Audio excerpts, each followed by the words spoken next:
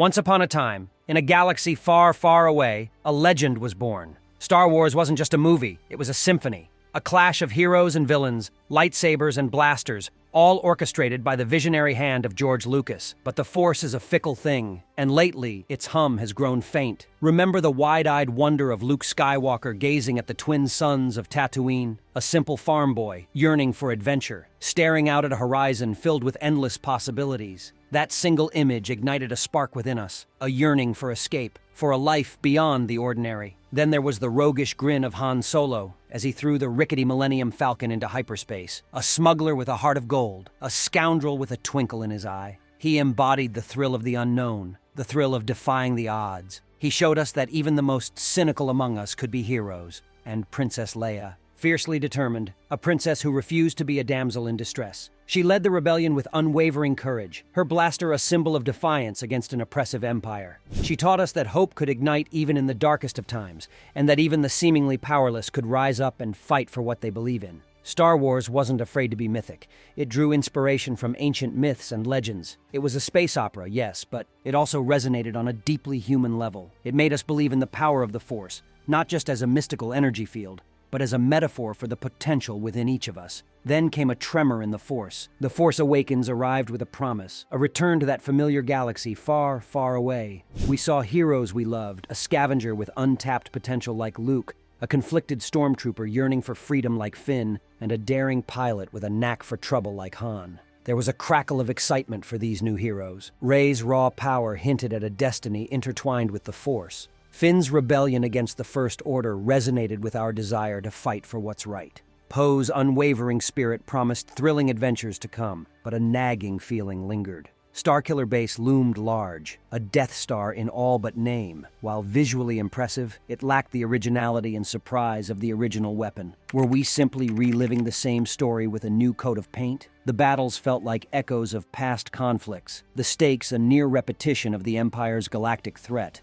The potential for these new characters remained unrealized. Rey's journey lacked a clear path, her connection to the Force unexplained. Finn's initial heroism fizzled into uncertainty. Poe, relegated to daring but ultimately inconsequential maneuvers, felt like a Han Solo copycat without the roguish charm. The spark of originality flickered, then dimmed. The tremor in the Force became a growing unease, a fear that the magic of Star Wars might be fading. The Last Jedi dared to be different. It swerved away from familiar paths, taking the story in unexpected directions. This boldness was applauded by some, but for others it felt like a betrayal. Plot threads that seemed meticulously woven in The Force Awakens unraveled. The mystery surrounding Rey's parentage fizzled into a somewhat underwhelming revelation. Luke Skywalker, the beacon of hope, became a disillusioned hermit, his journey ending in a way some felt contradicted his core character. The legacy of the Skywalkers seemed to be shaken. Was this a necessary deconstruction, or was it a reckless disregard for what came before? The film left fans divided. Some praised its subversion and its willingness to take risks. Others felt it was a betrayal of the characters they loved. The debate raged. The Force, once a unifying power, now seemed to be fracturing. Disney, armed with the vast resources of its entertainment empire, unleashed a torrent of Star Wars content. The Mandalorian, a beacon in the early days, offered a glimmer of hope. A lone gunslinger, Din Djarin, navigates the dusty corners of the galaxy with a mysterious foundling named Grogu. The show captured the classic Star Wars charm, the episodic adventures with a dash of Western influence. But a crucial question arose. Could episodic adventures fill the void left by a cohesive saga? The Mandalorian, while enjoyable, lacked the narrative depth and emotional weight of the original trilogy. It felt like a side quest, a fun detour in a universe yearning for a grand journey. Obi-Wan Kenobi deserved a grand return. But the show that bore his name felt confined by a cautious narrative. The potential for a character study, exploring his grief and resilience, remained largely untapped.